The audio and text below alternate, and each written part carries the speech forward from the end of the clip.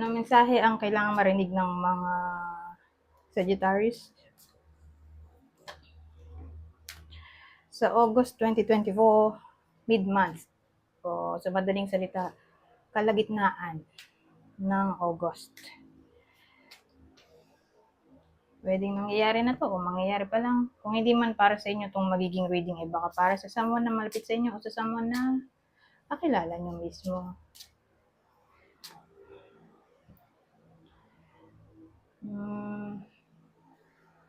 Baka may lumabas na gender mamaya, gawin nyo na lang energy, masculine at feminine energy. Parang ito, oh. Ito yung masculine at ito yung feminine energy. Pwede rin naman na huwag nyo nang pansinin yung gender. As long as tama naman yung sitwasyon sa reading, eh ganun na nga lang. Huwag nyo nang pansinin yung gender. Saka sabihin nating hindi tumugma sa inyo yung first reading kasi tatlong reading tayo. So kung hindi magtugma sa inyo tong first reading, edi skip nyo na lang at pumunta kayo dito. Okay? Sa reading na to. Ngayon, kung hindi pa rin nagtugma, edi pumunta kayo sa reading na to. Pwede nyo namang skip yung video. Okay? So, nasa sa inyo na yan. Kasi ano to eh, parang chapter. So, chapter 1, chapter 2, chapter 3, o scene 1, scene 2, scene 3, ganun. Iba-iba.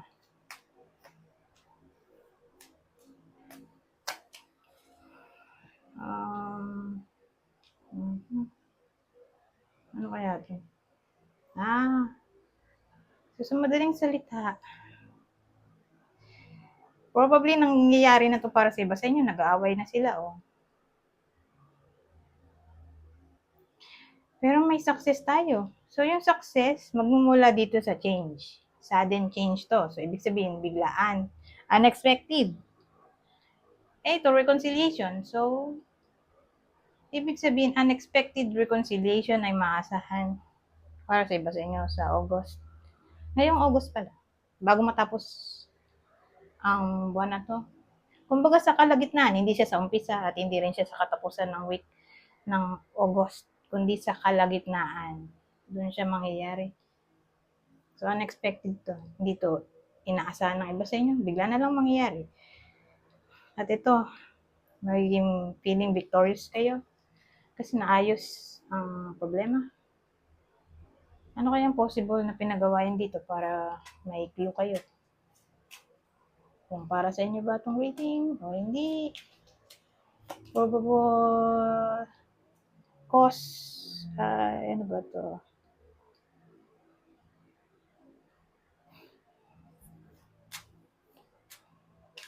Nag-away eh.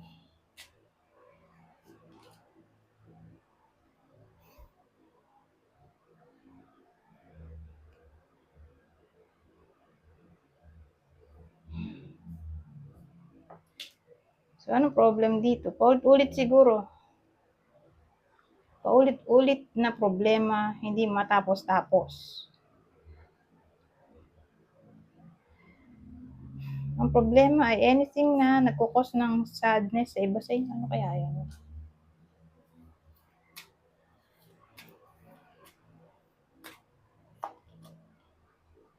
Ano kaya yan? So, problema hindi matapos-tapos na nagkukos ng sadness. Ano kaya yan? The world. Anything na may kinalaman sa success. Success in everything na lang. Ano kaya yun? Success sa isa pa nga. Siguro sa employment, walang work. O tingnan pa natin.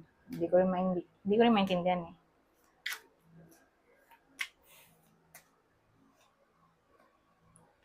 Sa work, sa bagay, pwede rin namang love to.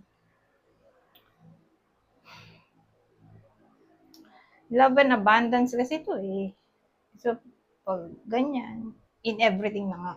Depende sa case nyo. Kasi love, career, money na to. So, siguro, pinag-aawayan nga ay hindi matapos-tapos na problema.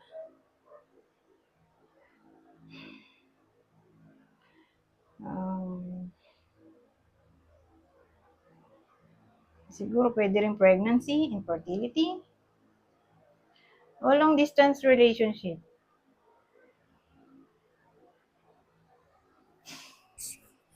So again, ano to, halos lahat na yata ng klaseng problema nandito na. So long distance siguro, ang problema, bored na. O ewan ko, para bang yun ang magkasundo. Malayo kasi sa isa't isa.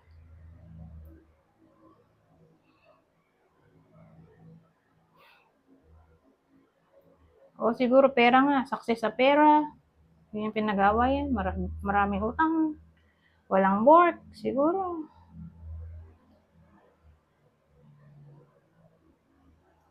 O cold.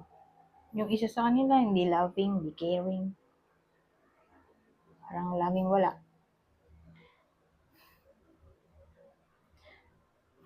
Hindi ramdam yung pagmamahal, ganun. So, amin, parang pangkalatan ng problema to. So, dito naman. Voice.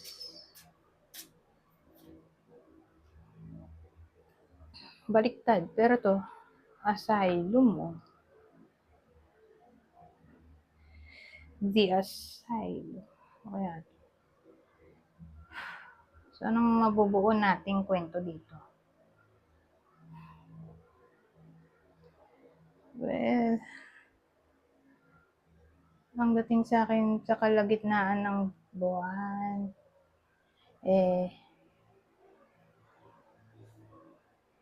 may someone na para bang laging nagwo-worry sa mga nasa paligid niya o sinasabi ng iba tungkol sa kanya.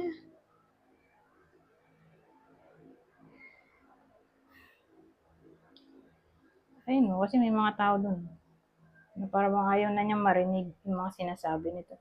Ano to? Asylum tayo. Asylum.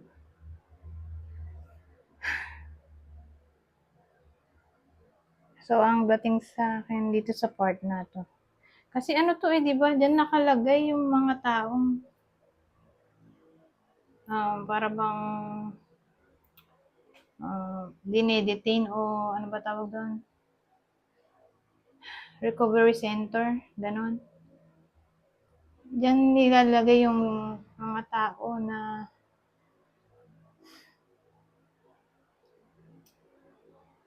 eto, parang ganito. May sira yung pag-iisip o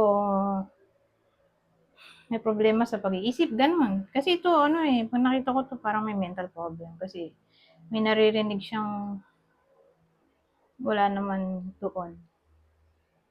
Parang hallucination niya lang.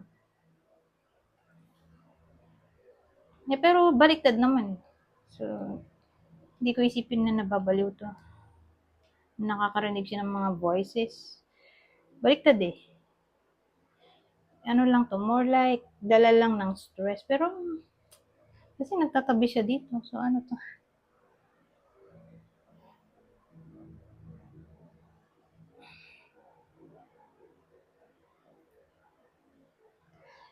Siguro,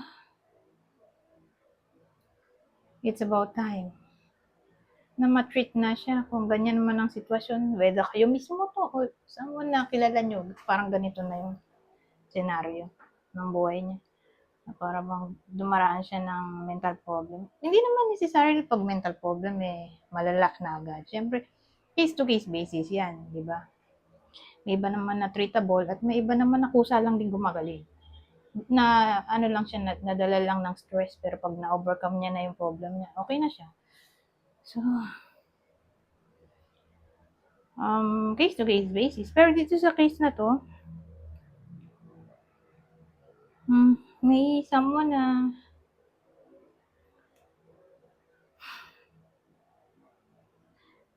um, parang problemado nga sa mga tao sa paligid niya na hindi na siya siguro makapamuhay ng normal. Kasi lagi siya nagwo-worry. Yun yung parang right term dito. Worry. Lagi siya nagwo-worry sa mga sasabihin ng ibang tao sa paligid niya. Na parang kung sakaling feeling niya mas feeling niya hindi niya na kaya yung stress. Maganda kung mag-seek siya ng advice mula sa psychologist. Huwag naman agad-agad psychiatrist, di ba? Kasi maganda siguro kung sa psychologist muna o mag-seek siya ng help mula sa professional. Di ba? Health professional, mga doktor. Magpa-check up siya. Para lang matulungan siya ma-relax. Di ba? Kasi minsan, hindi naman lagi gamot agad ang solusyon. Di ba meron naman case na kailangan mo lang masabi yung problema mo. Tapos pag feeling mo may nakakaintindi na sa'yo, nawawala na rin yung problema mo. Parang counseling. Di ba? May case na natitreat ang isang problema sa pamamagitan ng counseling. So, baka yun lang kailangan niya, counseling. Diba? Kaya maganda kung mag-seek siya ng advice mula sa health professional. Kung ganyan nga yung sitwasyon na para bang naapektuhan na yung pagkatao niya. Kasi yung mga bad influence dito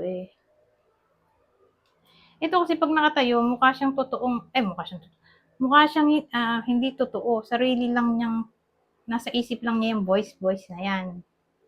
Pero kung bumaliktad na ganyan, ang dating sa akin, worriness lang yan. Okay? Nag-worry siya.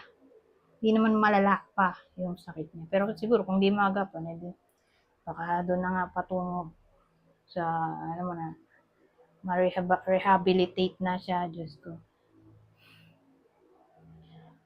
Kaya yun, ito yung mga advice para sa iba sa inyo na na-stress na, nade-depress, o kung di man kayo to sabihin natin, alam nyo sa sarili nyo, may kilala kayo ganyan, problemado. Di-advise sa inyo na mag-seek ng advice mula sa health professional para matulungan sila, di ba?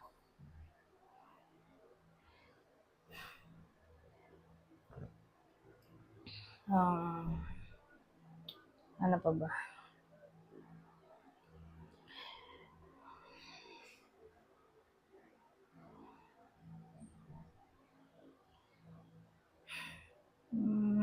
So, punta na tayo dito. Hirapan ako mag-isip.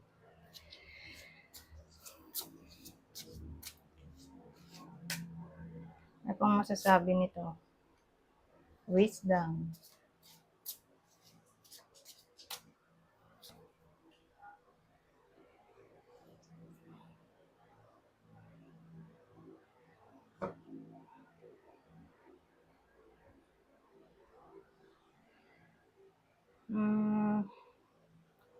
Wisdom, delay.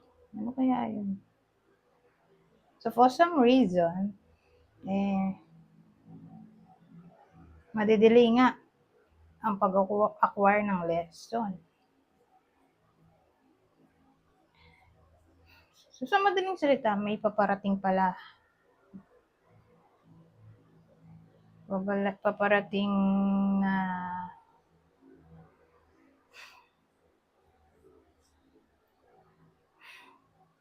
problema ba to? Lesson. Depende. Kasi doon mo lang naman makukuha yung wisdom di ba? Pag na-solve mo yung problem o yung lesson.